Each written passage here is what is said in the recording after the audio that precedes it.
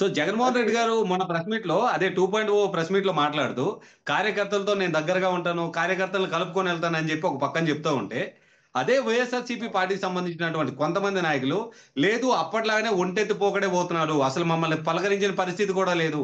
ఇప్పుడు దానికి నిదర్శనం ఏంటి అంటే వల్లభనేని వంశీ గారి అరెస్ట్. సో దీన్ని ఏ కోణంలో చూస్తారు మీరు? సార్ ఇక్కడ చిన్న పాయింట్ ఒకటి చెప్తున్నా సార్. మీరు కొంచెం ఆ పార్టీ కార్యక్రమాలకు సంబంధించి అప్డేట్స్ మీకు వస్తూ ఉంటాయి కదా మీ ఛానల్కి. అవును. జనంలోకి జగన్ అని చెప్పేసి కార్యక్రమం స్టార్ట్ చేస్తానన్నది ఎప్పుడు సార్? పండగ తర్వాత అండి. ఎన్నికలు అయిపోయిన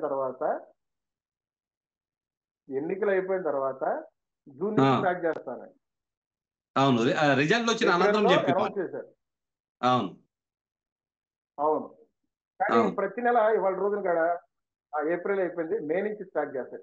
మే కాదు, మే అయిపోయింది, జూన్ స్టార్ట్ చేస్తాయి. జూన్ అయిపోయింది, జూలై నుంచి స్టార్ట్ కాలయాపన చేసుకుంటూ వస్తున్నారు అంటారు. ఇట్లాగా కాలయాపన చేసుకుంటూ వస్తున్నారండి. వాళ్ళు జనంలోకి వచ్చేది లేదు. జనంలోకి వస్తే ఎట్లా ఉంటది అనేది వాళ్ళకి సినిమా అర్థమైపోయింది. అంటే ఇప్పుడు అది గతంలో అయితే పరదాల చాటు నుంచి వెళ్ళేవారు, ఇప్పుడు ఆ పరిస్థితి లేదని చెప్పి జనంలోకి రావట్లేదా? రారు సార్. ఇప్పుడు ఖచ్చితంగా అసలే పరదాల చాటు అధికారంలో ఉన్నప్పుడే పరదాల చాటు ఉన్న వ్యక్తి అధికారం లేకుండా జనంలో తిరుగుతాడంటే ఎట్లా నమ్ముతారు సార్? ఉమ్. పట్టుమని ఒక పట్టుకు వెళ్తే ఒక 10 మంది నాయకులు, కార్యకర్తలు ఉంటారు, జెండా పట్టే నాయకులు. ఆయన అధికారంలో ఉన్నప్పుడే డబ్బులు ఇచ్చుకొని అంగన్వాడీ టీచర్లని, ఆశా వర్కర్ని వీళ్ళందరినీ పిలిపించుకొని సభలు ఏర్పాటు చేసుకున్న వ్యక్తి. ఆయనకి ఉమ్. జనాదరణ ఉన్న వ్యక్తి అని ఎవరంటారు? జనంలో మనిషి అని ఎవరంటారు సార్? ఇట్లా ఉంటే నేను ఇంకొక విషయం సూటిగా అడుగుతున్నా సార్. వైఎస్ఆర్సీపీ వాళ్ళు ఎవరైనా ఉంటే కనుక జూమ్ మీటింగ్ లో ఉన్నారు లేదో, లేదండి. నేనైతే నేను క్వశ్చన్ సార్. ఉమ్. ఫస్ట్ జగన్ అనే మనిషి జనంలోకి రావాలంటే ఉమ్. ఫస్ట్ తల్లికి చెల్లికి న్యాయం చేయాలి. సెకండ్ పాయింట్ వచ్చేసి బాబాయిని చంపిన వ్యక్తులు ఎవరైతే ఉన్నారో వాళ్ళకి శిక్ష పడేటట్టుగా నిలబడాలి. అంటే మీకు తెలిసి యాజిట్లీ గత 5 సంవత్సరాల్లో అధికారంలో ఉన్నప్పుడు కూడా దాని గురించి ఊసెత్తలేదు, ఏం మాట్లాడలేదు. అదే మీరు ఇప్పుడు అప్పట్లో ప్రతిపక్ష నాయకులుగా ఉన్నప్పటికీ ఇప్పుడు మీరు కూటమిలో ఉన్నారు.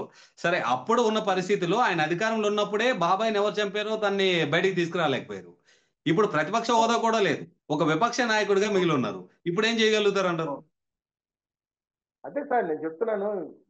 ఏమన్నా కావాలి అనుకుంటే జగన్ మళ్ళీ అధికారంలోకి రావాలంటే వీటి మీద ముందు పోరాటం మొదలు పెట్టాలి. ఓకే. అంటే ఇప్పుడు ఏదన్నా వెనకడికి ఏదో సామెత ఉంటుంది సార్. ఫస్ట్ ఇల్లు చూసుకోవాలి, ఉమ్. తర్వాత ఇల్లు చూసుకున్న తర్వాత సినిమా చూసుకోవాలి. జనం మనిషి అని చెప్పేసి ఉదర కొట్టుకొని ఉదర డైలాగులు మాట్లాడడం కాదు కదా సార్. ఏమైనా ఉంటున్నా అంటే ఫస్ట్ నీ చెల్లిని ఎందుకు ఆస్తిలో వాటా ఇవ్వలేదు, నీ చెల్లిని ఎందుకు పంపించేసావు? ఉమ్. నీ తల్లి నీ దగ్గర ఉండకుండా చెల్లి దగ్గర ఎందుకు ఉంటుంది? ఉమ్. అసలు నీ బాబు చంపిన వాళ్ళ మీద ఇప్పటి వరకు నువ్వు ఎందుకు యాక్షన్ తీసుకెళ్ళవు? ఏ రోజు అట్లీస్ట్ ఒక లైవ్ అంటే ఇప్పటి వరకు ఆయన ఈ లైవ్ ప్రోగ్రామ్ రాలేదు. లైవ్ లో అవును. మాట్లాడే సత్తా ఉన్న మనిషి. ఆ.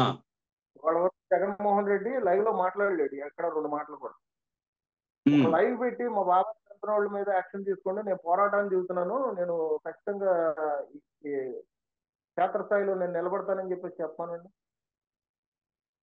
సో ఆ పరిస్థితి నేను లేదంటారు. చెప్తున్నా, కార్యకర్తలను కానీ నాయకులను కానీ నిండా ముంచేసి వాళ్ళ రోజున వాళ్ళ పరిస్థితి అధోగతి పోవాలన్నట్టుగా ఏర్పాటు చేసేసి, అధికారం లేకపోయింది కాబట్టి ఏదో వాళ్ళ నాయకులు పెళ్లిళ్ళు భోజనాలు పిలుస్తా ఉందంటే ఆ, అక్కడికి వెళ్ళడం, లేదంటే ఎవరన్నా గుండెపోటు వచ్చి ఎవరన్నా చనిపోతే ఆ శవం దగ్గరికి వెళ్ళిపోయి సైకోలాగా నవ్వి ఆ శవ రాజకీయాలు చేయడం, వీటిని తప్పించి అవును.